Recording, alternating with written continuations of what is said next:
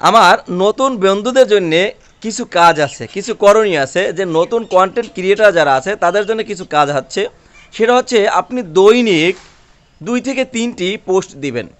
যে আপনি ছবি দিয়ে হোক বা আপনার মনে করেন যে প্রকৃতির ছবি তুলে হোক না কেন, আপনি যে কোনো ধরনের ছবি এরকমের আপলোড করতে পারেন। যদি আপনি এরকম ছবি আপলোড করেন তাহলে কি আমরা মনে করি যে যারা শুধুমাত্র ভিডিও ছাড়ে তারাই মনে হয় যে কন্টেন্ট ক্রিয়েটার, আসলে তা নয়। যারা ভিডিও ছাড়ে তারাও কন্টেন্ট ক্রিয়েটর, কিন্তু আপনিও একজন কন্টেন্ট ক্রিয়েটর। সেটা হতে পারে আপনি কোনো থিম দিয়ে, আপনি কোনো টেক্সট ব্যবহার করে, আপনি আপনার কোনো ছবি ব্যবহার করে, এরকমের আপনি সব কিছুই ছাড়তে পারেন। যেটাই আপনি ছাড়বেন সেটাই আপনি কন্টেন্ট ক্রিয়েটর।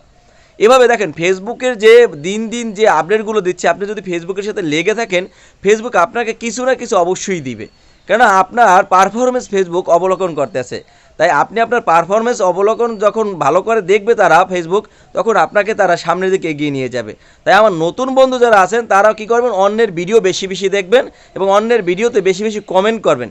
এর ফলে কী হবে জানেন, আপনার পেজটা তাদের ফ্রন্ট পেজে চলে আসবে, তারাও মনে করেন যে আপনাকে লাইক কমেন্ট করবে। এভাবে আপনি কী করতে পারবেন, আপনি সামনে এগিয়ে যেতে পারবেন, যার ফলে আপনার ফলোয়ার বেড়ে যাবে, আপনার ভিডিওর কোয়ালিটি মনে করেন যে কোয়ালিটি খারাপ হলো ভিউ বেড়ে যাবে। এরকম আপনি ভিডিও কোয়ালিটি সম্পন্ন ভিডিও করেন। So that's it.